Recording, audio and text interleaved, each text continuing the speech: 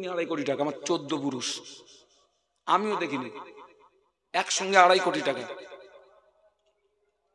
একটা ছেলে আর একটা মেয়ে। আমি জিজ্ঞাসা করলাম, ভাই আপনার বাড়ি তৈরি করতে কত খরচ হলো? বলছে হুজুর 2.5 কোটি। আমার মনে একটা প্রশ্ন জাগলো, এর ঘর 2.5 কোটি মানে অন্য অন্য জায়গায় যা বাথরুম পাই নিশ্চয়ই এর বাথরুমটা আলাদা হবে। 2.5 কোটি টাকার ঘর, 2.5 কোটি মানে কি? আমার তখনও পেশাবও লাগেনি, পায়খানাও লাগেনি।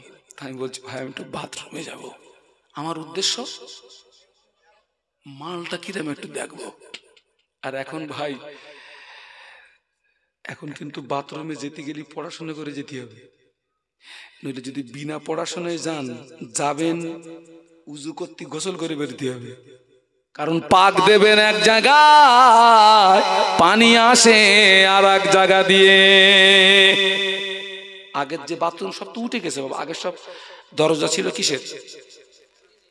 শর্টের ছিল না, শর্ট টিন। ওর ভিতরে কি কোনো পাক দেওয়ার ব্যাপারটা পাচ্ছিল?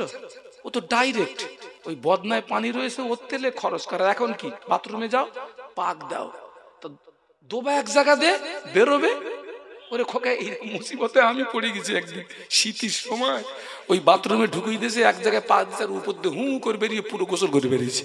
তো বলতেছে হুজুর আপনি গেছেন তো উজু করতে, তো গোসল করে বেরিয়েছে। আমি খোকা সে পাক দিছে এই জায়গায়, ওই জায়গাতে বেরোচ্ছে। আমি ওই জন্য বুঝতে পারিনি খোকা। ওই জন্য এখন কোনো নামি দামি বাথরুমে গেলে ওদেরকে জিজ্ঞাসা করি, ভাই কোন জায়গায় পাক দিলি, কোন জায়গায় দিয়ে বেরোবে, আমার দেখিয়ে দে, না শীতের সময় মরবো। একটা পোশাক তো। বাথরুমের ভিতরে গেলাম, বাথরুমের ভিতরে গিয়েছিলাম একটা জিনিস পাওয়ার জন্য। আমি মনে করলাম 2.5 কোটি টাকা দিয়ে বাড়ি করেছে মানে এর বাথরুমের ভিতরে ফ্যান পাওয়া যাবে। কি পাখা পাখা। ওরে ভাই জ্যৈষ্ঠ মাস বৈশাখ মাসে বাথরুম করতে গেলে পুরো গা পা ঘেমে যায় না? তোরা এত কিছু করতেছিস, একটু বাথরুমে ফ্যান লাগাতে পারিস না? হ্যাঁ, ওদিক দিয়ে বসে থাকবো, পিছন দিয়ে হাওয়া মারবে, হোক আর না হোক চুপ করে বসে থাকবো, গা তো ঘামবে না। কিন্তু ওখানে গিয়ে আমি পেলাম না। ওই 2.5 কোটি বাড়িতে গিয়ে দেখি ঘরের মাঝখানে হলো পার্ক। এই বাবা গল্প করছি নাকি? আরে মিডিয়ায় কথা বলছি আমি। ওই বাড়ির মাঝখানে হলো পার্ক। ঘরটা হলো 3 তলা, 3 তলা থেকে সুড়ঙ্গ নামানো। আর এই পার্ক মানে সেখানে পানি আছে, পুকুর আছে, সেখানে টিউব আছে, লরির টিউব, বাসের টিউব পাম্প দিয়ে ফেলা আছে। আর ওই 3 তলা থেকে সুড়ঙ্গ নামানো। আমি বাড়িওয়ালাকে জিজ্ঞাসা করলাম, ভাই এটা কি? মানে হুজুর এটা হলো সুড়ঙ্গ, আমার ছেলে আর বৌমা খেলা করবে। তার মানে 3 তলা থেকে ওখান থেকে সুড়ঙ্গর ভিতর দিয়ে পানিতে পড়বে। কথা কিছু বুঝতে পারতেছেন নাকি? মরবে তাই, এই আরে মরবে তাই। আর এখন যদি আল্লাহ পাক একবার ঘোষণা করে দেন যে পর্যন্ত যা হয়েছে হয়েছে, পুরো মরা বন্ধ, কিরম হবে বলেন দিন ভাই? সাত নকুল জান্নাত বানালো, এত কড়া পাহারা, একটা পিঁপড়েও যেন ঢুকতে না পারে। ভাষায়, কথার ভাষায় এরকম বলতে হবে, এত পাহারার ভিতর দিয়ে সাদ্দাতের যাওয়ার আগে কেউ যেন না প্রবেশ করতে পারে। বাবাজি নকল জান্নাত তৈরি হয়ে গেল। আল্লাহ পাক মুমিনদের জন্য জান্নাতের ভিতরে হুর রেখে দিয়েছেন, আর সাদ্দাতের নকল জান্নাতের ভিতরে যুবতী মেয়েদেরকে দিয়েছে। ওরা হলো ওর জন্য কি, ওটা আমি আর বলবো না। আমার ভাইরা জান্নাত রেডি হয়ে গেছে। সাদ্দাত ঘোড়ার পিঠে সওয়ার হয়ে আসছে, ঘোড়ার পিঠে সওয়ার হয়ে আসছে, ঘোড়ার পিঠে সওয়ার হয়ে বাবাজি নকল জান্নাতের গেটে এসেছে। একটা পা ঘোড়ার পিঠ থেকে নিচে নামিয়েছে জমিনে, এক পা জমিনে আর এক পা ঘোড়ার পিঠে। কিন্তু ভিতরে তাকিয়ে দেখে ফকির বেশে একজন মানুষ বসে আছে। কার ভিতরে ঢুকলি? তা ঢুকলি, ফকির ঢুকলি? জিজ্ঞাসা করছে তোর পরিচয় কে? ফকির বেশে মানুষ বলে আমি অন্য কেউ নই, আমি গোলাম আল্লাহর ফেরেশতা আজরাইল আলাইহিস সালাম। একটু সুবহানাল্লাহ বলবেন, একটু মোহাব্বতে বলবেন, একটু তাকবীর দেন তো, নারায়ে তাকবীর। আচ্ছা, ওর কি কলদেই পানি আছে বলে মনে হয় এবার? হ্যাঁ, মালের পুরো বেলাটারের মতন শুকনো হয়ে গেছে। আজরাইল। আমরা দুনিয়ার খেলায় মশগুল হয়ে গেছি, গুনার সমুদ্রে পড়ে আবুডুবু কাচ্ছি। নেক আমল আমাদের কম, আমালে সলে আমাদের কম। ও আমার ভাইরা, জেনে রাখবেন মূল টার্গেটে পৌঁছাতে পারবেন না, তার আগে আজরাইলের ডাক এসে যাবে। অনেক সময় দেখবেন আমাদের ঘরে ছোট ছোট ছেলেরা, ছোট ছোট মেয়েরা ঘরের আনাচে কানাচে খেলা করে। ওদের ভিতরে কেউ আব্বা সাজে, কেউ মা সাজে, কেউ ছেলে সাজে, কেউ মেয়ে সাজে। রাস্তার ধুলি বালু নিয়ে ভাত রান্না করে, গাছের লতা পাতা ছিঁড়ে সবজি বানায়। আপনারা দেখেছেন, প্র্যাকটিক্যালে দেখেছেন? ছোট্ট ছোট্ট আমাদের সোনার টুকরারা রাস্তার ধুলি বালু, ভাত আর গাছের লতা পাতা সবজি। ওদের ভিতরে কেউ আব্বা সাজে, কেউ মা সাজে, কেউ ছেলে সাজে, কেউ মেয়ে সাজে। ভাত রান্না হচ্ছে, হ্যাঁ, যেন কোটি কোটি লোক খাবে। ওখানে আর কি হচ্ছে রান্না? কেউ রাঁধতেছে, কেউ জাল দিচ্ছে, কেউ কুটতেছে, কেউ বাঁচতেছে। হ্যাঁ, সব হয়ে গেছে, রান্না বান্না হয়ে গেছে। কলার পাতা বিছিয়ে দিয়ে 303 এক মুঠো করে মেরে দিয়েছে। কি দুলো, গাছের লতা পাতা সেই সবজিও দিয়েছে, খেতে যাবে। ওদের মধ্যে আবার বলো রাগারাগি হয়, আমি যাব না তুই যা। আর একজন বলল তুই যাব না আমি যা। হ্যাঁ, ওদের মধ্যে রাগারাগি হয়। ওরা দুনিয়ার খেলায় মশগুল। কোন খেলায় মশগুল? দুনিয়ার খেলায় মশগুল। ছোট ছোট সোনা টুকরারা দুনিয়ার খেলায় মশগুল। ওই সময়ে ওই ছেলেটার আসল পিতা পিছন দিক দিয়ে যদি একবার ডাকে, ও বাবা আব্দুস সালাম, আয় রে বাবা, তোর নানুজির বাড়ি যাব। নানুজির বাড়ির কথা বললে ওই ছেলেটা সাথীদের বলে, ও আমার সঙ্গী সাথীরা, থাকলো তোদের ভাতের হাঁড়ি, চললাম আমি নানার বাড়ি। নানার বাড়ির কথা বললি আর খেলবে? থাকলো, হাঁটলাম। ওই মেয়েটার আসল মা একবার যদি পিছন দিক দিয়ে আওয়াজ দেয়, ও মা ফাতেমা, আয় রে মা, তোর নানুজির বাড়ি যাব। ওই সময় মেয়েটা সাথীদের বলে, ও আমার সঙ্গী সাথীরা, থাকলো তোদের সবজির গাড়ি, চললাম আমি নানার বাড়ি। আজকের আমরা দুনিয়ার খেলায় মশগুল হয়ে গিয়েছি, আখিরাতের কথা ভুলে গিয়েছি, কবরের কথা ভুলে গিয়েছি। বাবা, আজরাইলের ডাক যেদিন আসবে আমাদের বক্তব্য হবে, থাকলো তোদের ভাতের হাঁড়ি, চললাম আমি আসল বাড়ি। আসল বাড়ি কোনটা? আরো জোরে বলুন।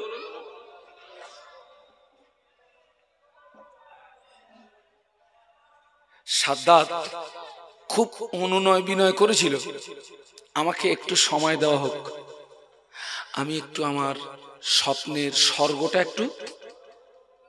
একটু পরিদর্শন করব, একটু সময়। আল্লাহ পাক কোরআনে বলেছেন, ফাইজা জাআ আজালুহুম লা ইস্তাখিরুনা সাআতান ওয়া লা ইস্তাকদিমুন।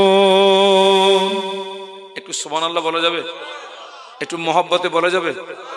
বাবা, নির্দিষ্ট নির্ধারিত সময়ে মৌত হবে বাবা। ওই যে মায়ের পেটে সময় নির্ধারণ করেছিল, মনে আছে? উদাহরণস্বরূপ ক বছর বলেছিলাম? 50। সময় শেষ,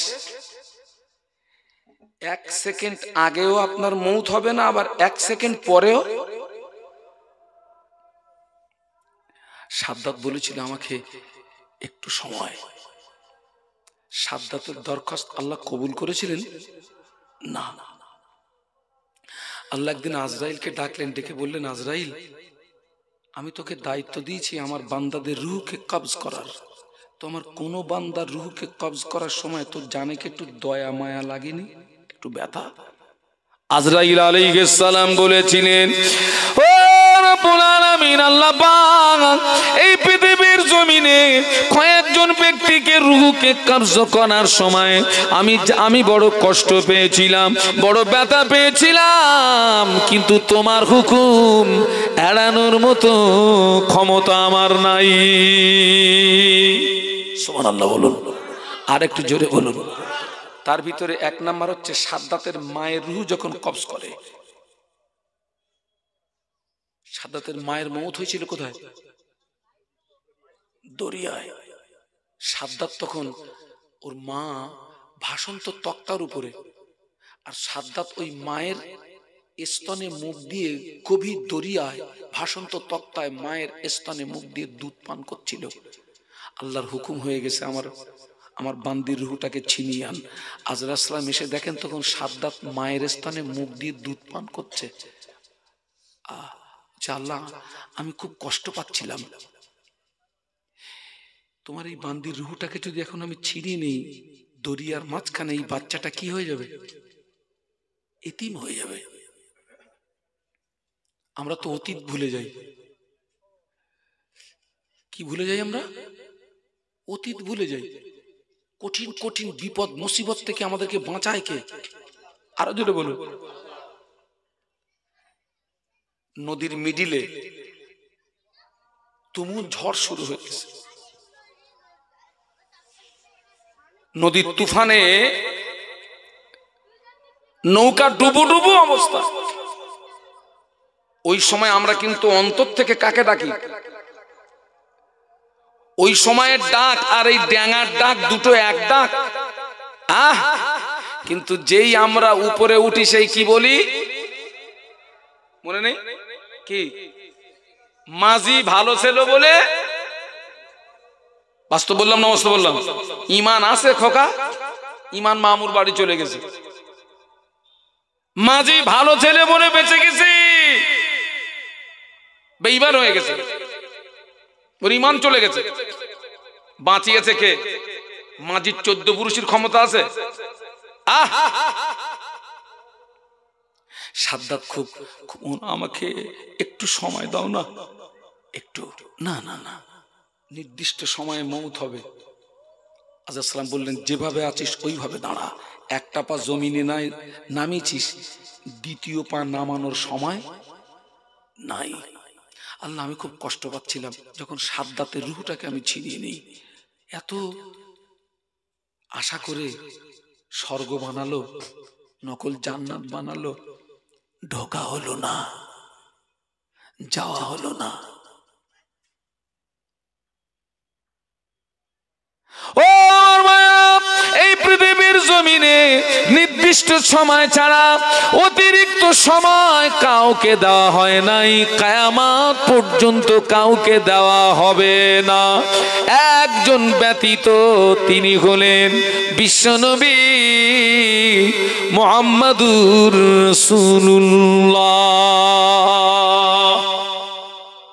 সাল্লাম, একটু বলুন না সুবহানাল্লাহ, একটু জোরে বলা যাবে না? আমার নবীর জন্য স্পেশাল পাওয়ার, স্পেশাল। মুসা আলাইহিস সালাম আল্লাহর নবী, ঈসা আলাইহিস সালাম আল্লাহর নবী, দাউদ আলাইহিস সালাম আল্লাহর নবী, লূত আলাইহিস সালাম আল্লাহর নবী, জাকারিয়া আলাইহিস সালাম আল্লাহর নবী, ইয়াকুব আলাইহিস সালাম আল্লাহর নবী, ইউসুফ আলাইহিস সালাম আল্লাহর নবী। বাবাজি, যতগুলো পয়গম্বরের নাম বলেছি, আল্লাহ যে কাজে খুশি এনারা ওই কাজে খুশি, আল্লাহ যে কাজে রাজি এনারা ওই কাজে রাজি। আর আমাদের নবীর পাওয়ার এত বেশি, আমাদের নবী যে কাজে রাজি স্বয়ং আল্লাহ ওই কাজে রাজি। যেটা বলতে পারলেন না?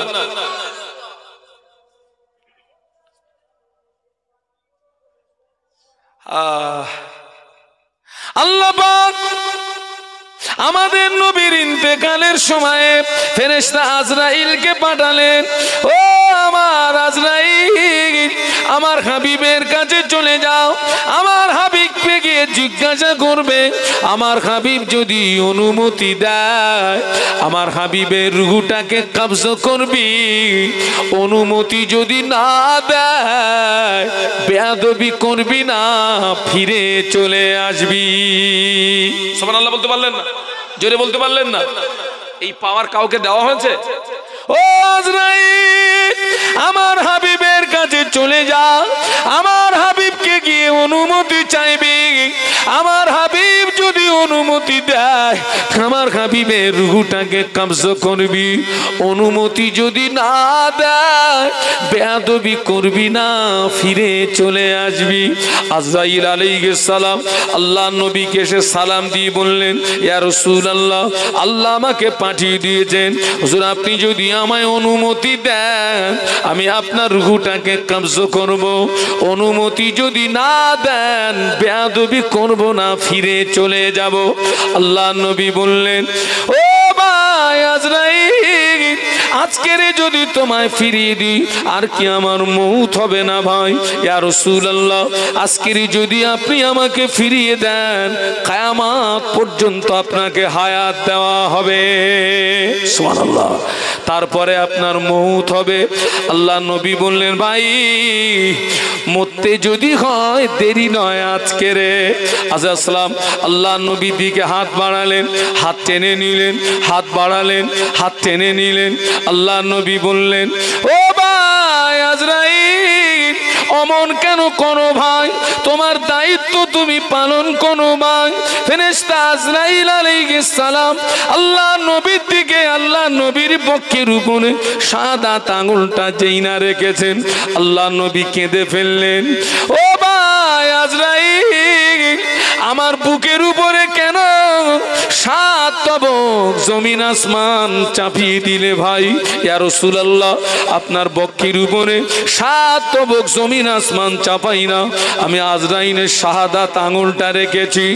ও ভাই আজরাইল, শাহাদাত আঙুলের কষ্ট যদি এই হয়, আমার উম্মাত উম্মতি বড় গুনাহগার, উম্মাত উম্মতি বড় খাতাকার সিয়াকার, তারা মউতের যারা যন্ত্রণা সহ্য করতে পারবে না ভাই। আমি আল্লাহ নবী বলছি, তামাম পৃথিবীর জমিনে আমার যত উম্মাত উম্মতি ওদের মউতের যত জ্বালা যন্ত্রণা কষ্ট আমার উপর দিয়ে প্রতিশোধ নিয়ে নাও ভাই। না না না, আমার গুনাহগার উম্মাত উম্মতিদের জানো কষ্ট দিও না। আরো জোরে বলুন। হ্যাঁ, কোন কথা বলতে এই পর্যন্ত এসছি, অজ্ঞান হারিয়ে ফেলবেন না। নির্দিষ্ট সময়ে কি হবে বলুন? মউত হবে নির্দিষ্ট সময়। তাহলে আমাদের জীবন নামক গাড়িটি অতিবাহিত হচ্ছে প্রতিদিন নেকির তুলনায় কত গ্রাম করে গোনা বেশি? 50 গ্রাম। জীবনের শেষে দেখা গেছে গোনার কি হয়ে গেছে? পাহাড় হয়ে গেছে। এই খোকা, সেই ছোটবেলার কথা মনে পড়ে, সেই ভান্ডারে টাকা রাখতাম, মনে আছে? 10 পয়সা 20 পয়সা করে রাখতাম না? হ্যাঁ, 10 পয়সা 20 পয়সা। কিন্তু বছরের শেষে যখন ভাঙতাম ওটাকে, তখন কি হতো? মোটা অঙ্কের একটা টাকা হতো, টাকা হতো। তো এরকম আজকের একটা গোনা করেছেন, কালকের একটা গোনা করেছেন, আপনি এটাকে দাম দিচ্ছেন না। দেখা যাবে জীবনের শেষে আপনার গোনার কি হয়ে গেছে? পাহাড় হয়ে গেছে। একজন আল্লাহর ওলির সঙ্গে আমার সাক্ষাৎ ঘটেছিল। তো আমি তাকে বলেছিলাম, হুজুর আপনি আমাকে একটু নসিহত করুন। তো উনি আমাকে ছোট্ট একটা নসিহত করেছিলেন। বলেছিলেন, বাবা ছোট ছোট গোনাগুলো করবে না, আর ছোট ছোট নেকিগুলো ছাড়বে না। আবার একবার বলছি বাবা, ছোট ছোট গোনাগুলো করবে না, আর ছোট ছোট নেকিগুলো। নসিহতটা ছোট না বড়? বিশাল বড় নসিহত।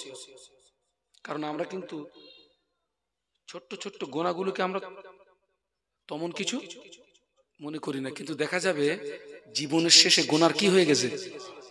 আবার দেখা যাবে ছোট্ট ছোট্ট নেকিগুলো আমরা দাম দিই না, কিন্তু দেখা যাবে আপনার জীবনের শেষে বিশাল নেকির পাহাড় থেকে আপনি কি হবেন, মাহরুম হয়ে যাবেন। মাহরুম হয়ে যাবেন। বাবা, জীবন নামক গাড়িটি অতিবাহিত হচ্ছে আমাদের নেকির তুলনায় গোনা বেশি। এই পৃথিবীর জমিনে বহু মানুষ আছে, আল্লাহ পাক আমাকে 3 বার মক্কা মদিনায় নিয়ে গিয়েছে। আপনারা যারা মক্কা মদিনায় যেতে পারেননি, আমি দোয়া করি আল্লাহ পাক যেন আপনাদের মক্কা মদিনার মেহমান বানিয়ে নেন। বলুন আমিন, বলুন আমিন। একটা চিলিপচি লাগবে এখানে, চিলিপচি চিলিপচি। ও আমার মায়েরা, তাম পৃথিবীর মানুষ দেখতে পাওয়া যায় মক্কা মদিনায়। তাম পৃথিবীর নারী পুরুষ দেখতে পাওয়া যায় মক্কা মদিনায়। মক্কা শরীফ, মদিনা শরীফে অনেক পুরুষ মানুষ দেখেছি, এত সুন্দর তার নাক নকশা, চোখ নকশা, কান নকশা এত সুন্দর। আরে ওই সময় আমার মনে হচ্ছিল আল্লাহ পাক তোমার সৃষ্টি যদি হয় এত সুন্দর, না জানি তুমি আল্লাহ কত সুন্দর। আসমান সুন্দর, জমিন সুন্দর, না জানি তুমি আল্লাহ কত সুন্দর। আসমান সুন্দর, জমিন সুন্দর, না জানি তুমি আল্লাহ কত সুন্দর। সুবহানাল্লাহ বলুন, জবান খুলে বলুন। মক্কা শরীফ, মদিনা শরীফে কত নারী, কত পুরুষ এত সুন্দর, যাকে দেখতে ভালো লাগে, মনটা চায় তার সঙ্গে একটু বন্ধুত্ব করতে। খোকা, ওই ছেলে মেয়ের ভালোবাসা হয় মানে একে অপরকে ভালো লাগে, তাই তো ভালোবাসা হয়। একে অপরকে কি লাগে, ভালো লাগে। যাকে দেখতে ভালো লাগে মন চায় তার সঙ্গে বন্ধুত্ব করতে, যাকে দেখতে ভালো লাগে মন চায় তার সঙ্গে দুটো কথা বলতে। কিন্তু ওই সুন্দর বিশিষ্ট ব্যক্তির জীবন অতিবাহিত হয়েছে নেকি কম, গোনা বেশি। এই সুন্দর বিশিষ্ট ব্যক্তি যেদিন মারা যাবে, ওর লাশ যখন কবরে রাখা হবে, কবর কি সুন্দর বিশিষ্ট লাশের সঙ্গে বন্ধুত্ব করবে নাকি? করবে বাবা? আমরা কি দেখি?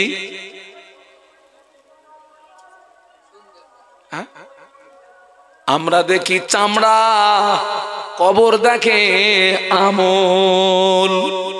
আমরা কি দেখি? সাদা চামড়ার দাম বেশি, কালো চামড়া ভালো লাগে না। বাস্তব বলছি না বাস্তব বলছি? এখন তো সাদা চামড়ার দাম খুব ভাই। অনেকে দেখেছি পুকুরের ঘাটে সাবানে সালতে শুধু ডলতেছে, সাদা হবে। পুকুরের ঘাটে ডলতেছে, ডলে ছিঁড়ে ফেলতেছে, সাদা হবে। আমরা দেখি চামড়া, কবর দেখে আমল। আমরা দেখি চামড়া, ওই সাদা বিশিষ্ট লাশ কবরের ভিতরে রাখলে কবর তোর সঙ্গে বন্ধুত্ব করবে না। কিন্তু এর উল্টোটা দেখুন বাবা, মক্কা মদিনায় অনেক নারী পুরুষ দেখেছি, তাদের চেহারা কালো কয়লার মতো। এখানে মক্কা মদিনায় যাওয়া মানুষ কেউ আছেন? কেউ নেই? কই? আলহামদুলিল্লাহ। এত কালো, হাড়ি তলার কি, তার চেয়েও কালো। কালো চামড়া ভালো লাগে না, কিন্তু ওই কালো চামড়াওয়ালা মানুষ জীবন সময় অতিবাহিত করেছে নেকি অর্জনের পিছনে, জীবনটাকে গোনা থেকে রুখেছে, জীবনটাকে গোনা থেকে বাঁচিয়েছে। পৃথিবীর মানুষ ওকে ঘৃণা করলেও ওই ব্যক্তির লাশ যদি কবরে রাখা হয়, কবর ওই কালো চামড়া বিশিষ্ট লাশের সঙ্গে বন্ধুত্ব করবে না, করবে না। জোরে বলুন, জোরে বলুন। আরে সুবহানাল্লাহ বলতে বলি, বন্ধুত্ব করবে না, করবে না, করবে। তাহলে মূলত কবর দেখে, বলুন কি দেখে? আমল দেখে। আমরা দেখি চামড়া, কবর দেখে আমল। আচ্ছা একটা কথা জিজ্ঞাসা করি, আপনারা কি আবু জেহেলকে দেখেছেন? যারা চুপ করে আছেন মনে হয় দেখেছেন, দেখেছেন। আমার 14 পুরুষ দেখিনি, তবে আবু জেহেলের কবরে পেশাব করে দিয়েছি। আমি আর পেশাবটা করিনি, আমার সাথী যারা ছিল বলতেছে হুজুর একটু দোবান দে দে, জামাত করে দে। আল্লাহ পাক এবছর আমাকে একটু উমরায় নিয়ে গেছিলেন। আমি, আমার স্ত্রী, আমার ছেলে, আমার মেয়ে, আমার পরিবারের 4 জন আল্লাহ আমাদেরকে নিয়ে গেছিলেন। একসঙ্গে আমার স্ত্রী ছেলে মেয়েকে নিয়ে খানায় কাবা তওয়াফ করেছি। হ্যাঁ, মাকাম ইব্রাহিমের নামাজ পড়েছি, জমজমের পানি পান করেছি। হ্যাঁ, ওখান থেকে আল্লাহ পাক আমাদেরকে মদিনায় নিয়ে গেলেন, নবীর মাজারে সালাম দিয়েছি। মদিনার মসজিদে নববীতে জামাতে জামাতে জামাতে জামাতে তাকবীরে উলার সঙ্গে নামাজ আদায় করেছি। আহা, আল্লাহ আমাকে এবার একটু বদরে নিয়ে গেছিলেন। বদরে ইসলামের প্রথম যুদ্ধ হয়েছিল, বদর। হ্যাঁ, 313 জন, কাফেরদের সংখ্যা ছিল 1000। ওই বদরের যুদ্ধে আবু জাহাল নিহত হয়েছিল। কে নিহত হয়েছিল? আবু জাহাল। ওই বদরের যুদ্ধে 2 তরুণ, মাজ আর মুআওয়াজ, 2 তরুণ আল্লাহ নবীর কাছে গিয়ে সালাম দিয়ে বলেছিলেন, ইয়া রাসূলুল্লাহ, ইয়া হাবিবাল্লাহ, হুজুর আপনি আমাদের অনুমতি দিন, আমরা জিহাদে যাব, আমরা শহীদ হব, আমরা যুদ্ধে যাব, আমরা শহীদ হব। আল্লাহ নবী বললেন তোমাদের অনুমতি হবে না, তোমরা বয়সে ছোট, তোমাদের বয়স কম, অনুমতি হবে না। 2 বাচ্চা কাঁদতেছেন, ইয়া রাসূলুল্লাহ, হুজুর আপনি আমাদের অনুমতি দিন, আমরা জিহাদে যাব, শহীদ হব। আল্লাহ নবী বললেন ঠিক আছে, একটা কাজ করো, তোমরা দুজনে একটু কুস্তি লড়ো, যে জিতে যাবে পারমিশন পেয়ে যাবে। মুআওয়াজ ছোট, মাজ বড়। মুআওয়াজ মাজের কানে কানে বলে, ভাই তুমি তো আমাকে এক ধাক্কায় ফেলে দেবে, তুমি তো পারমিশন পেয়ে যাবে, আমি তো পারমিশন পাবো না ভাই রে। দ্বিতীয়বার আমি যখন তোমায় ধরবো তুমি একটু ইচ্ছা করে পড়ে যেও, তা না হলে তো পারমিশন পাবো না। আল্লাহ নবী দুজনের অবস্থা বুঝতে পেরে আল্লাহ নবী 2 জনকেই অনুমতি দিয়ে দিলে। আরো জোরে বলো। মাজ মুআওয়াজ যুদ্ধের ময়দানে নেমে গেলেন। হযরত আব্দুর রহমান ইবনে আওফ রাদিয়াল্লাহু তাআলা আনহু বলেন, আমি এই বিশাল যুদ্ধে 2 তরুণকে দেখে আশ্চর্য হয়ে গেলাম, এরা কেন ময়দানে আসলো? আমি অবাক হয়ে গেলাম। ওই 2 তরুণ হযরত নবীর আব্দুর রহমান ইবনে আওফ রাদিয়াল্লাহু আনহুকে সালাম দিয়ে বলেন, চাচা যান, চাচা যান, আমরা মদিনার আনসারের ছেলে, চাচা যান, আমরা শুনেছি মক্কার জমিনে আবু জাহল সবচেয়ে নবীকে বেশি কষ্ট দিয়েছে। চাচা যান, আমাদের একটু বলুন না আবু জেহেল কোনটা, আমাদের একটু দেখিয়ে দেন আবু জাহাল কোনটা। আব্দুর রহমান ইবনে আওফ বলেন, আমি দেখিয়ে দিলাম, ওই যে দূরে দেখতে পাই আবু জাহাল। আব্দুর রহমান ইবনে আওফ বলেন, আমি দেখতে পেলাম 2 তরুণ সিংহের মতো গর্জন করে ছুটে গিয়ে আবু জাহলকে ঘিরে ফেলেছে। আবু জাহলকে ঘিরে ফেলে 2 তরুণ তলোয়ার চালায়, আবু জাহল তলোয়ার চালায়, 2 তরুণ তলোয়ার চালায়, আবু জাহল তলোয়ার চালায়। আব্দুর রহমান ইবনে আওফ বলেন আমি দেখতে পেলাম আবু জাহাল মাঝের বাম হাতে তলোয়ারের আঘাত করেছে, বাম হাতটা কেটে বগলের চামড়ার সঙ্গে ঝুলে আছে, বাম হাতটা কেটে গিয়ে বগলের চামড়ার সঙ্গে ঝুলে আছে।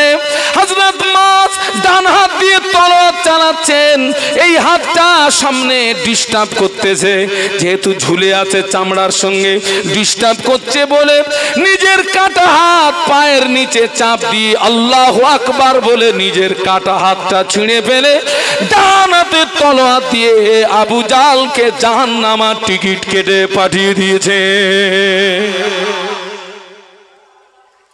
আমি শহাদায়ে বদরদের মাজার জিয়ারত করতে গেলাম। শহাদায়ে বদর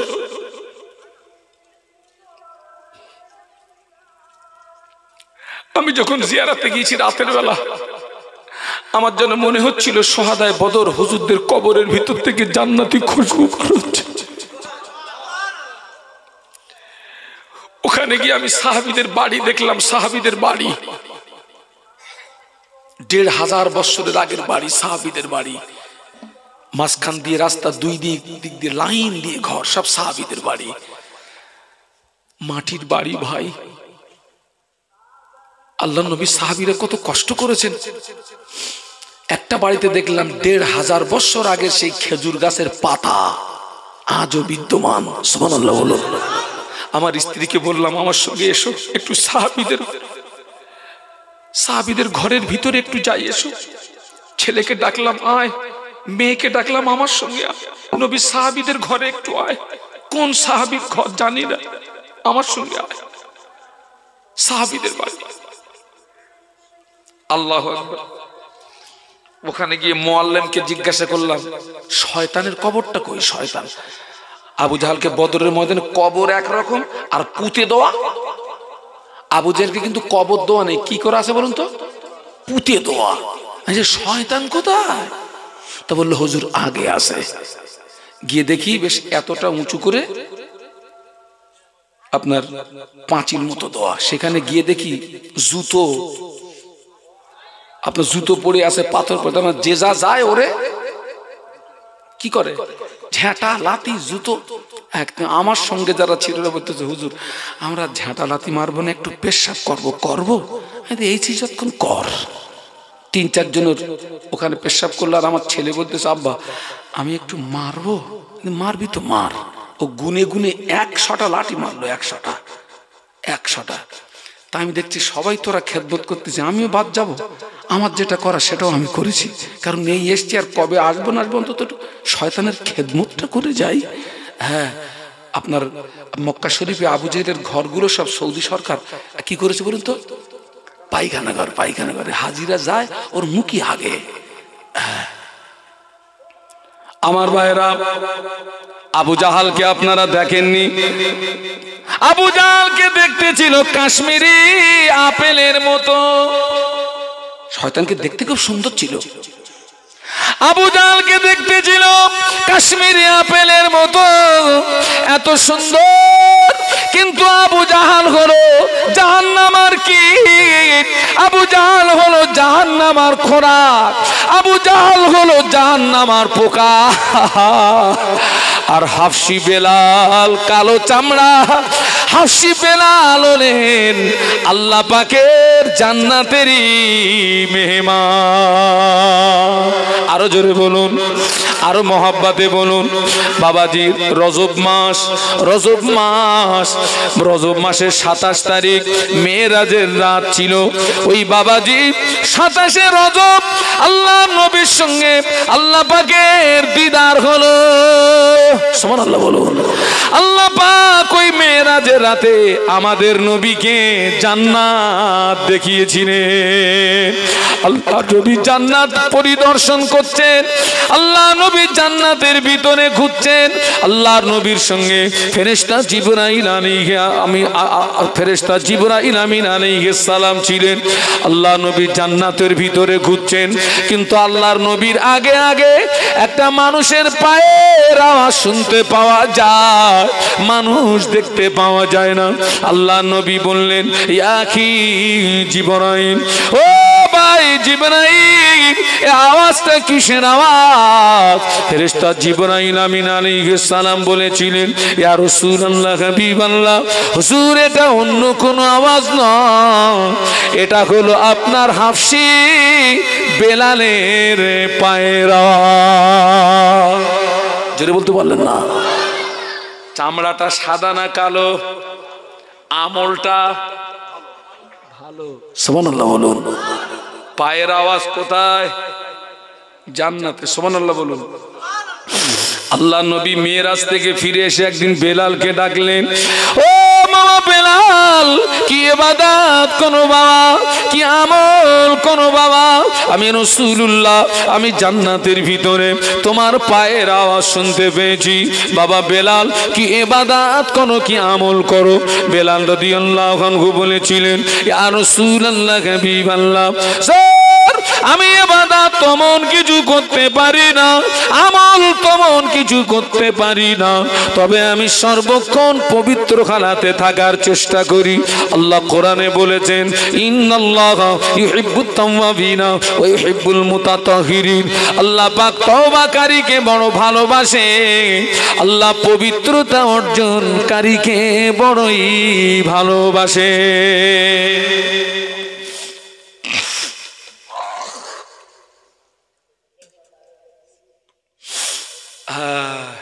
অজ্ঞান ভুলবেন না বাবা। কবর চামড়া দেখে না, কবর ধনী দেখে না, কবর হুজুর দেখে না, কবর ডাক্তার দেখে না, মাস্টার দেখে না, উকিল দেখে না, পাইলট দেখে না, ইঞ্জিনিয়ার দেখে না, অ্যাডভোকেট দেখে না, কি দেখে? আমল দেখে। ওই যে আল্লাযী খালাকাল মাউতা ওয়াল হায়াতা লিয়াবলুয়াকুম আইয়ুকুম আহসানু আমালা। ভালো আমল কি আছে? আমলটা দেখাও, আমলটা। কালো চামড়া হাফসি বেলালের আমলটা দেখুন। আল্লাহ পাক ইজ্জত কত বাড়িয়ে দিয়েছেন। আমল যখন ভালো হবে আল্লাহ দুনিয়াতে সম্মান বাড়িয়ে দেবে, আখিরাতে সম্মান বাড়িয়ে দেবে। আরো জোরে বলুন আমার ভাইরা, আমার মুজাদ্দেদে জামানের আমলটা ভালো না কালো? আরো জোরে বলুন। আমলটা ভালো হওয়ার কারণে আরে মুজাদ্দেদে জামানের মাজার জিয়ারতে আজও হাজার হাজার মানুষ প্রতিনিয়ত যায় না তার ইসানে সবে 24, 23, 21, 22, 23 ফাল্গুন ইসানে সবে যিনি ছিলেন 52 জেলার পীর, 52 জেলা থেকে মানুষ পাগলের মতো ইসালে সবে যায়। সুবহানাল্লাহ বলবেন না? মুজাদ্দেদে জামানকে আপনার আমার অন্তর থেকে কেউ কি ছিনিয়ে নিতে পেরেছে? মরণে এক পর্যন্ত কেউ পারবে না। এই ভালোবাসা, মহব্বত, দাদা হুজুরের মহব্বত, ভালোবাসা আমাদের অন্তরে পয়দা করেছেন কে? আল্লাহ। আল্লাহ যাকে ভালোবাসে তার ভালোবাসাটা বান্দার কলিজায় পয়দা করে দেয়। সুবহানাল্লাহ বলুন। মেজে হুজুরের জানাজা নামাজে আপনারা ছিলেন? কারা কারা ছিলেন? হাত তোলেন তো। মেজে হুজুর জানাজা আপনারা জাননি? যাক বাবা, মেজে হুজুরের জানাজায় লক্ষ লক্ষ মানুষ হয়েছিল না? সব কিন্তু মেজে হুজুরের মুরিদ না বলো, কিন্তু মেজদা হুজুর আল্লাহ হাসিল করেছিলেন, আর আল্লাহ পাক তানার মহব্বত আমাদের কলিজায় পয়দা করে দিয়েছিলেন, তাই আমরা পাগলের মতো ছুটেছিলাম। একটু জোরে বলুন, আরো জোরে বলুন। বেলাল রাদিয়াল্লাহু আনহু সম্মান আল্লাহ কত বাড়িয়ে দিলেন। আল্লাহ নবী যেদিন হিজরত করেন, মক্কা থেকে মদিনা হিজরত করলেন, ওই দিনটা ছিল দুঃখের দিন, কষ্টের দিন। আল্লাহ নবী যেদিন আপনার মক্কা থেকে মদিনাতে হিজরত করলেন, দিনটা ছিল কষ্টের দিন। আল্লাহ নবী যেদিন মক্কা থেকে মদিনা যাচ্ছিলেন, ওই বারবার কাবার দিকে ফিরে ফিরে তাকাচ্ছিলেন, কাঁদছিলেন আর বলছিলেন, ওরে কাবা, ওরে কাবা, তোর দুষ্টু সন্তানরা আমায় থাকতে দিল না।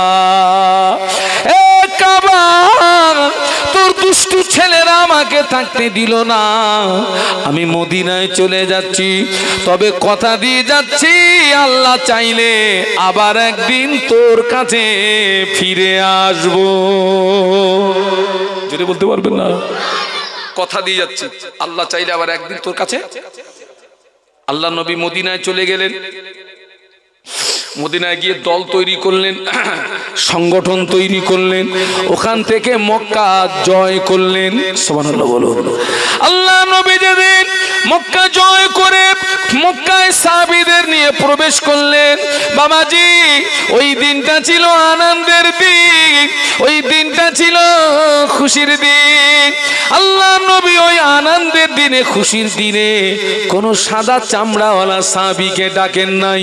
আল্লাহ পাক কালো, আল্লাহ নবী কালো চামড়াওয়ালা সাহাবী হাফসি বেলালকে ডাকলেন, বাবা বেলাল, আজকের আমাদের ঈদের দিন, আজকের আমাদের আনন্দের দিন, বাবা বেলাল, এই ঈদের দিনে তুমি একটু আজান দিয়ে দাও। হাফসি বেলাল ছিলেন মদিনার মসজিদে নববীর মুয়াজ্জিন। হাফসি বেলাল মদিনার মসজিদে নববীতে যখন আজান দিতে, হাফসি বেলালের আজানের আওয়াজ আল্লাহ পাকের আরশ মুআল্লাতে পৌঁছে যেত।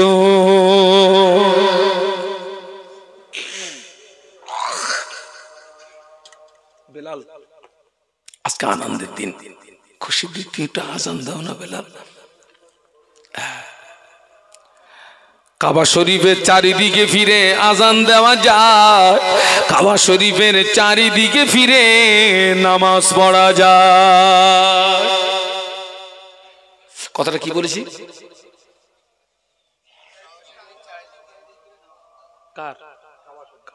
আপনি মনে করেন এটা হচ্ছে কাবা, এর চারিদিকে ফিরে আপনি আজান দিতে পারবেন, আবার চারিদিকে ফিরে আপনি নামাজ পড়তে পারবেন।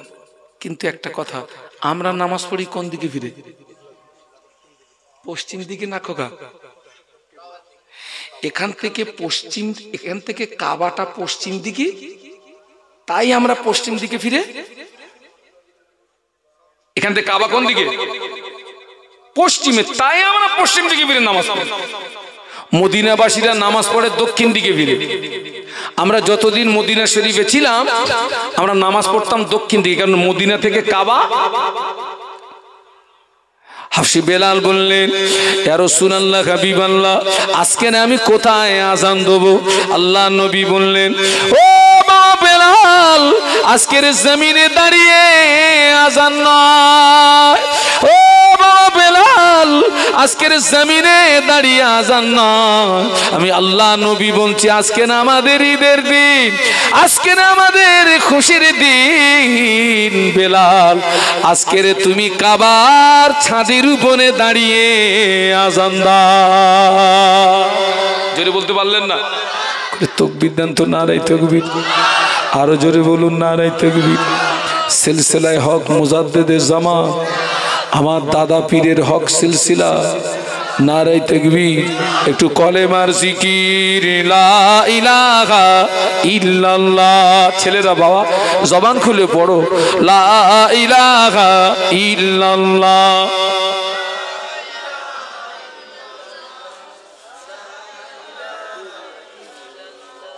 লা ইলাহা ইল্লাল্লাহ মুহাম্মাদুর রাসূলুল্লাহ।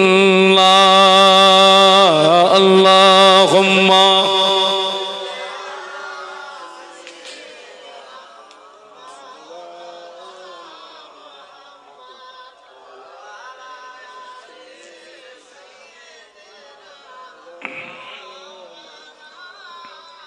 একটু বলুন আল্লাহু আকবার। হাফসি বেলাল রাদিয়াল্লাহু আনহু কাবার ছাদের উপরে উঠে গেছেন। বাহ, কাবার ছাদে যখন উঠেছেন, সামনে কি আর কাবা আছে? আর কাবা কোথায়? নিচে তো। কাবার ছাদের উপরে দাঁড়িয়ে বলেছিলেন, ইয়া রাসূলুল্লাহ রে, ইয়া হাবিবাল্লাহ, হুজুর আমি বেলাল, আমার সামনে তো আর কাবা নাই, হুজুর আমি কোন দিকে ফিরে আজান দেবো? আমি তো কাবার ছাদের উপরে, আমি সামনে তো আর কাবা পাচ্ছি না, হুজুর আমি কোন দিকে ফিরে আজান দেবো? আল্লাহ নবী বলেছিলেন, ও বাবা বেলাল, কাবার ছাদের উপরে দাঁড়িয়ে দাঁড়িয়ে দাঁড়িয়ে দাঁড়িয়ে আমি রাসূলুল্লাহ, তুমি আমার দিকে ফিরে আজান দাও, কেননা আমাদের নবী হলেন কাবার কাবা। আমাদের নবী হচ্ছেন কাবার কাবা।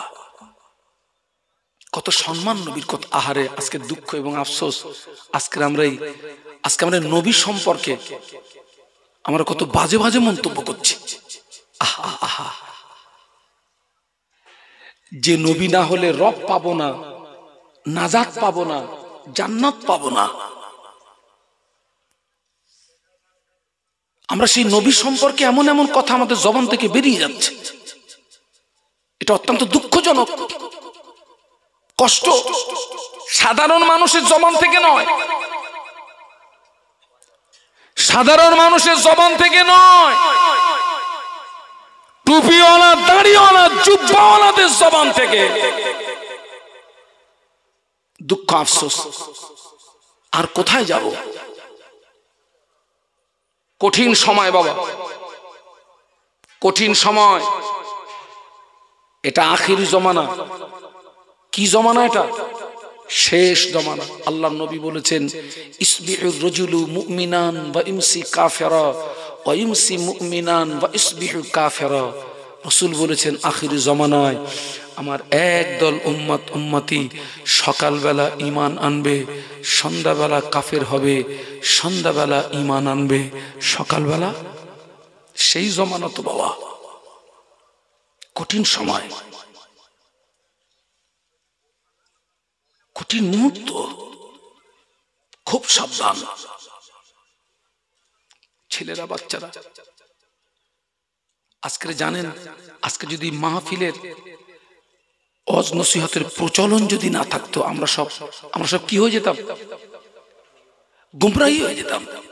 মানুষ এত শোনার পরেও আজকে আমাদের দ্বারা কত শরীয়ত বিরোধী কাজ হচ্ছে। এত এই দেখেন না, আমি এখানে ওয়াজ করছি, ওদিকেও ধাক্কা লাগছে তো। পাড়ায় পাড়ায়, গ্রামে গ্রামে, মহল্লায় মহল্লায়, গলিতে গলিতে মাহফিল হচ্ছে। এখন প্রতিযোগিতামূলক মাহফিল হচ্ছে সব। হ্যাঁ, খুব সাবধান, সময় নষ্ট করো না বাবা। আমি আপনাদেরকে কি বোঝাচ্ছি বলুন তো? সময়ের গুরুত্ব বাবা, সময় নষ্ট করো না। ছোটবেলায় পড়েছিলাম, আজকা কাম কাল পার না ডাল। আজকের কাজটা কালকের জন্য ফেলে রেখো না। তুমি মনে করছো আজকের নামাজটা পড়বো না, কালকেরে পড়ে দেবো। আজকের যে অসুবিধার জন্য তুমি আজকের দিনের নামাজটা পড়তে পারলে না, কালকের জন্য রেখে দিলে দেখা যাবে এর চেয়ে বড় মুসিবত কালকের হাজির হবে। দিনের নামাজও আদায় করতে পারবা না, কাজাও আদায় বলুন হবে না। আজকা কাম কাল পার না ডাল। আজকের কাজটা কালকের জন্য ফেলে রেখো না। এই যে এখন যেই ঠান্ডার মৌসুম চলছে, সময়ের সঙ্গে আপনারা দৌড়িয়ে পাচ্ছেন? বলুন বলুন, আমি তো পাচ্ছি না। এই না উঠতে উঠতে জোহরের আজান, খেয়ে না উঠতে উঠতে আসরের আজান, মাহফিলে না 12তে অতি মাগরিবের আজান।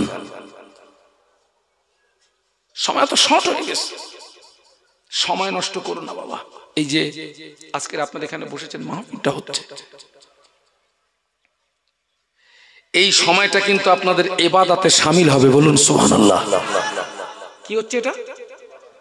কি ইবাদত? এটা নফল ইবাদত। কি ইবাদত?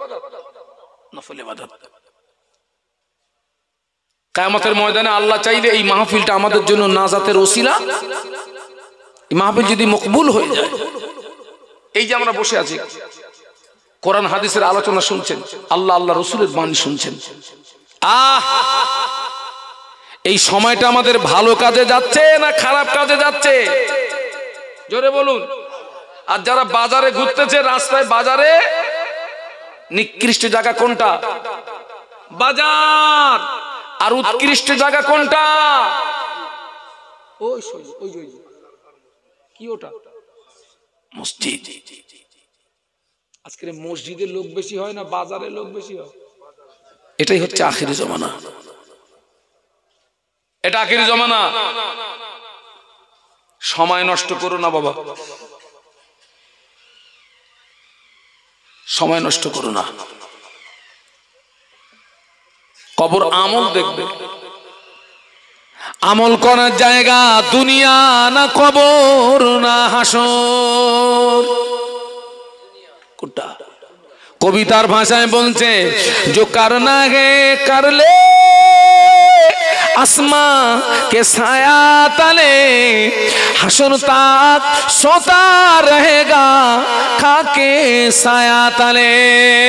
বাংলা মানে, নামাজ যদি পড়তে হয়, রোজা যদি রাখতে হয়, দান যদি করতে হয়, যাকাত যদি দিতে হয়, হজ যদি করতে হয়, আসমানের ছায়ার নিচে কোনে না, কেননা কিয়ামত পর্যন্ত শুয়ে থাকতে হবে মাটির ছায়ার নিচে।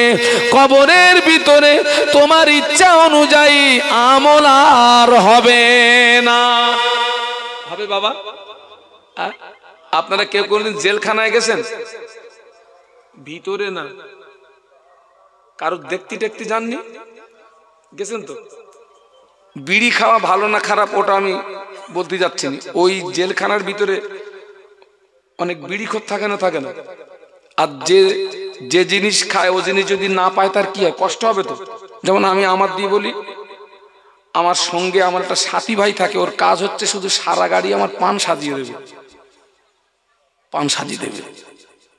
একটা শেষ হবে আবার দে, আবার শেষ হবে আবার দে।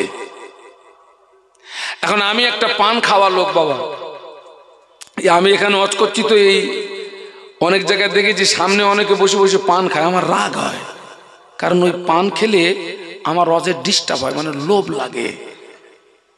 তো বাবা, যারা জেলখানার ভিতরে আছে ওদের যদি একটা বিড়ির দরকার হয়, বিড়ি, জেলের পাঁচিল টপকালে বাইরে সব বিড়ির দোকান আছে না?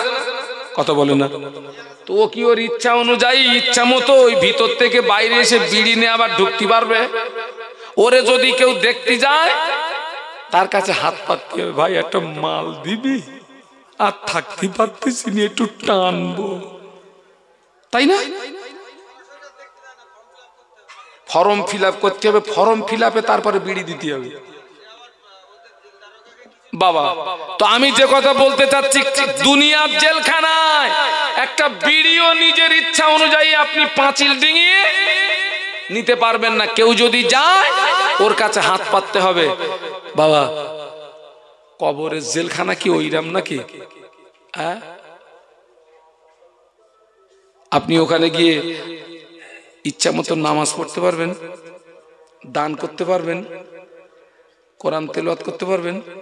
আর যদিও করেন বিনিময়ে কিছু পাবেন। কথা বলে না?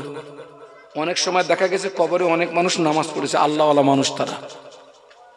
তো কবরে নামাজ পড়েন আর কোরআন তেলাওয়াত করেন আর আল্লাহ বিল্লাহ করেন, ওতে কোনো সওয়াব পাওয়া যাবে বাবা?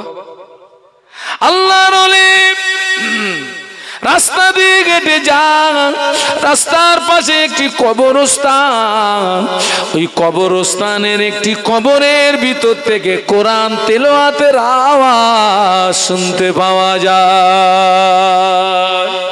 এটা সুবহানাল্লাহ বলবেন না? একটু মহব্বতে বলবেন না? কবরের ভিতর থেকে কি আসছে? কোরআন তেলাওয়াতের আওয়াজ। আচ্ছা ভাই, কবরের ভিতর থেকে যদি কোরআন তেলাওয়াতের আওয়াজ আসে, কেউ যদি শুনতে পায়, দাঁড়াবে না পালাবে? আল্লাহ, কবরের ভিতর থেকে কোরআন তেলাওয়াতের আওয়াজ!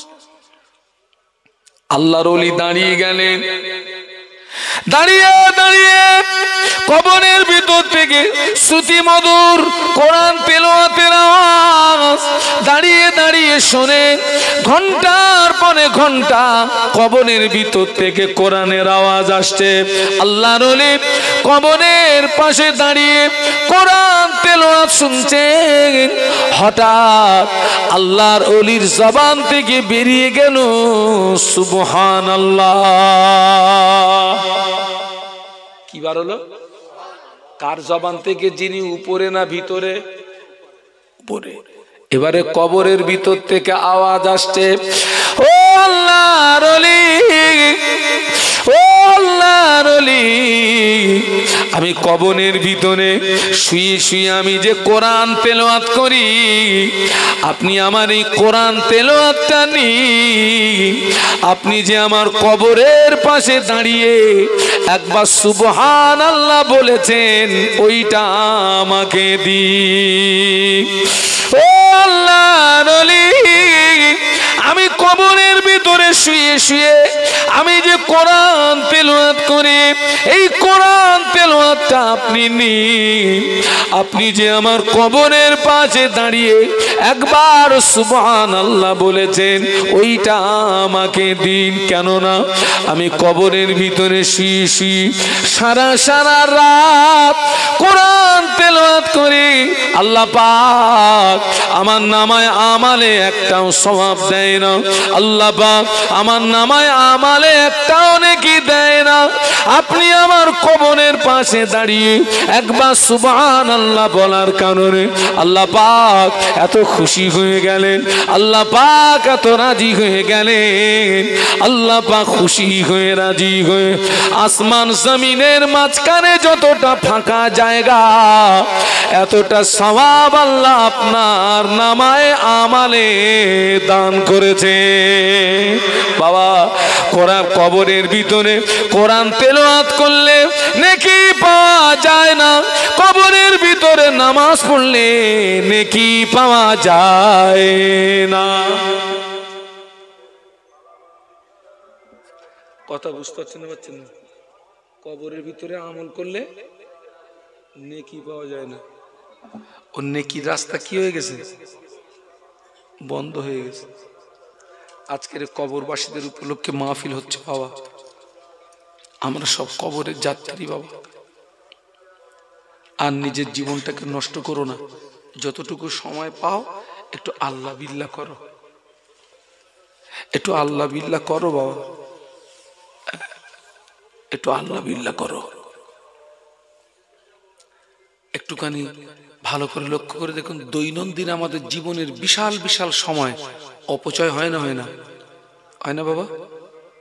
দৈনন্দিন আপনি ফজরের নামাজ পড়েছেন, ফজরের নামাজ পড়েছেন, আল্লাহ কোরআনে বলেছেন, ফাইদা কুদিয়াতিস সালাতু ফান্তাশিরু ফিল আরদি ওয়াবতাগু মিন ফাদলিল্লাহ। একটু সুবহানাল্লাহ বলবেন? একটু জোরে বলা যাবে? আপনাদের কষ্ট হচ্ছে না তো? আল্লাহ বলেছে, বান্দা তুই ফজরের নামাজ পড়েছিস, আমার জমিনে ছড়িয়ে পড়, আর বসে থাকবি না, হালাল রুজি অন্বেষণের জন্য বেরিয়ে পড়। বাবাজি, আপনি যখন ফজরের নামাজ পড়ে বেরিয়ে যাচ্ছেন, কোথায় যাচ্ছেন? মনে করুন আপনি এখান থেকে যাচ্ছেন শ্যামনগরের চৌরাস্তার মোড়, এখান থেকে যেতে সময় লাগবে 5 মিনিট। আপনি মোটর সাইকেলে যাচ্ছেন কি সাইকেলে যাচ্ছেন কি হেঁটে যাচ্ছেন, আমি আপনাকে সৎ পরামর্শ দেবো। ও ছেলেরা, মুরব্বীরা, আপনি যদি বাড়ি থেকে ফজরের নামাজ পড়ে মাঠে যান, হেঁটে হেঁটে যান, বাড়ি থেকে মাঠ পর্যন্ত যান, খালি খালি যান না, একটু দরুদ শরীফ পড়ুন, একটু কলেমা শরীফ পড়ুন, আর হেঁটে হেঁটে মাঠে যান। মাঠেও যাওয়া হবে, নেকিও কামাই হবে। এই কথা বুঝতে পারছেন? মাঠেও যাওয়া হবে, নেকিও তুমি এখান থেকে শ্যামনগর চৌরাস্তা, তো ওইটা শ্যামনগর চৌরাস্তায় যাচ্ছে হেঁটে হেঁটে, একটু মুখে মুখে বলো লা ইলাহা ইল্লাল্লাহ, লা ইলাহা ইল্লাল্লাহ, লা ইলাহা ইল্লাল্লাহ, লা ইলাহা ইল্লাল্লাহ। তুমি কলেমা পড়তে পড়তে যাও, চৌরাস্তার মোড় মোড়ে যাও হবে, নেকিও কামাই হবে।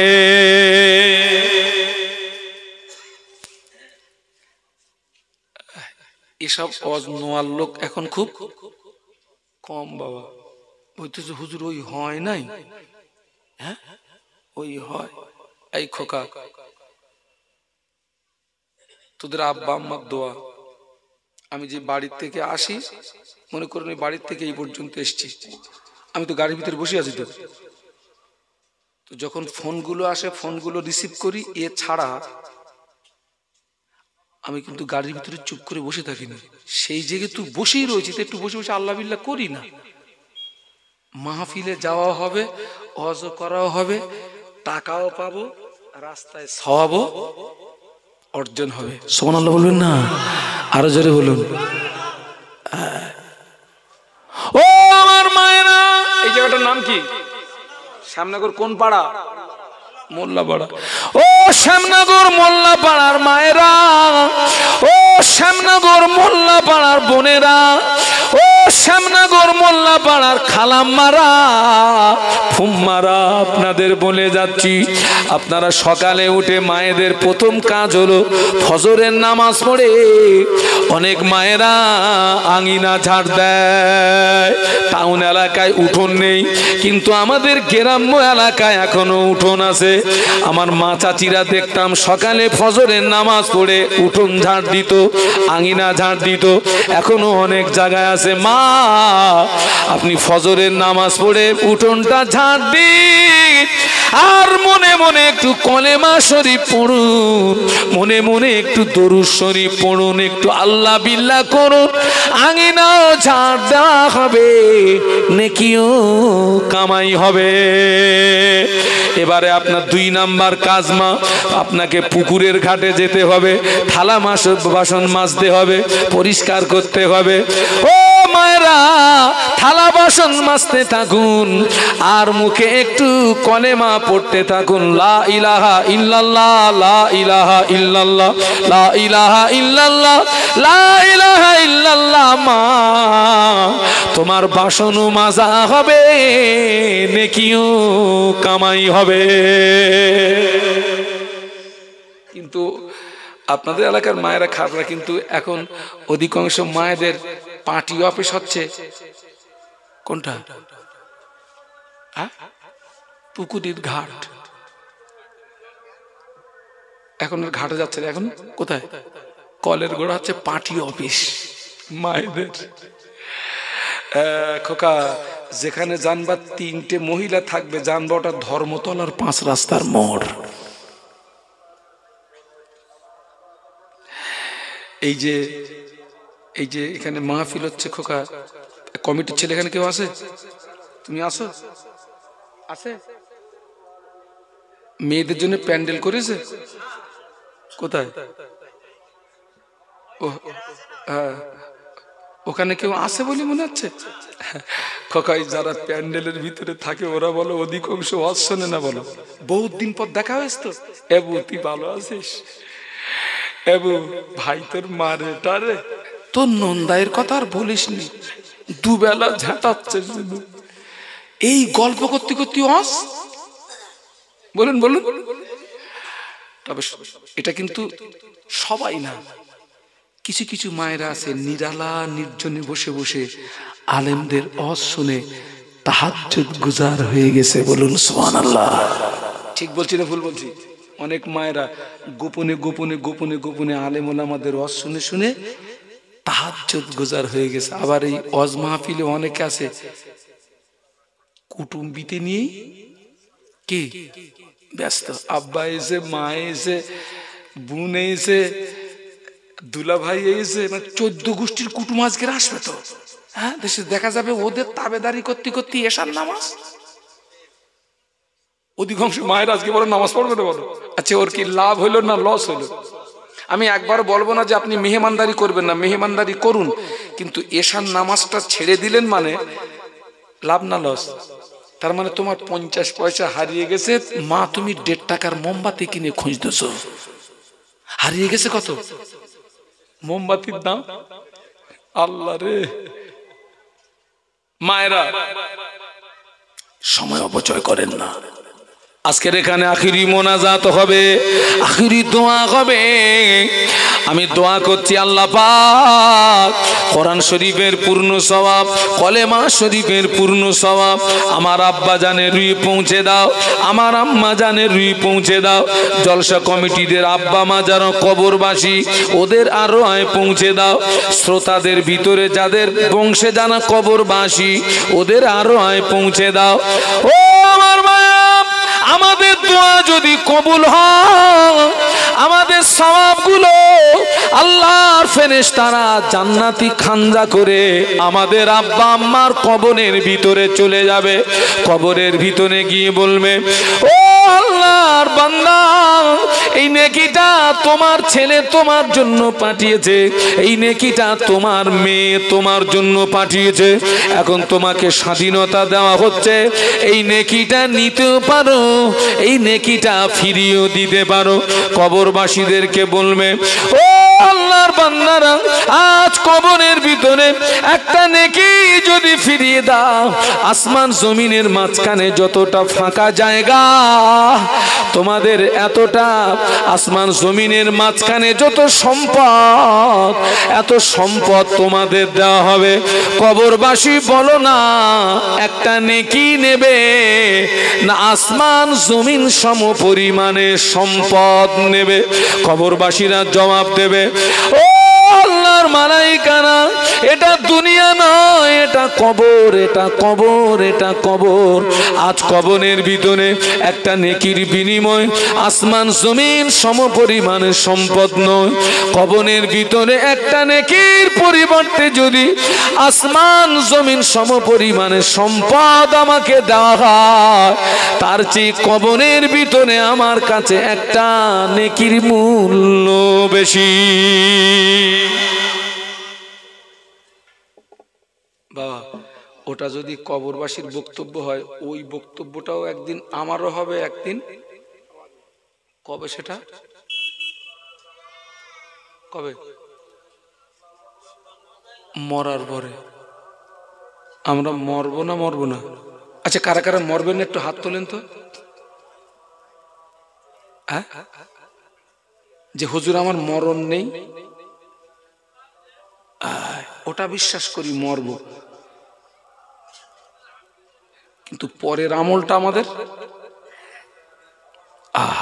সেই জন্য বলছি সময় অপচয় করেন না, খবরদার সময় নষ্ট করেন না। কারণ এই সময় আপনি, এ আল্লাহ, এ ছেলেরা, এ বাবা কমিটি ভাইরা, আরে 11টায় আমার টাইম তো সেই কি বলে সুলতানপুর মাদ্রাসা, আমার এখানে তো 10টা পর্যন্ত থাকার কথা, 10টা 16 হয়ে গেছে। তো এই কমিটি ভাইরা কে আছেন এখানে? কমিটি ভাইরা আমার সঙ্গে দেখা করুন। দরুদ শরীফ আল্লাহুম্মা সাল্লি আলা। আমার মোবাইল ঠিক আছে তো নাকি? সময় কত? 15 হয়ে গেছে।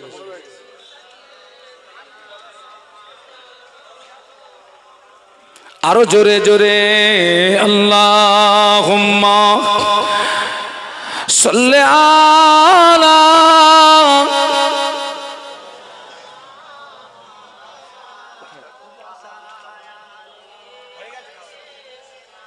শিগগির যাও ভাই। मुझे नाज गए अपनी खुशकिस्मती पर। এই দেখেন মাওলানা জোনাস সাহেব আমাকে ফোন করছে, দেখেন। मुझे नाज गए अपनी खुशकिस्मती पर, मेरे हाथ में गए दामने मुस्तफा की। नगम है फुआर का न तूफा का परोआ मैं डूबूंगा फिर भी किनारा करूंगा अल्लाहुम्मा।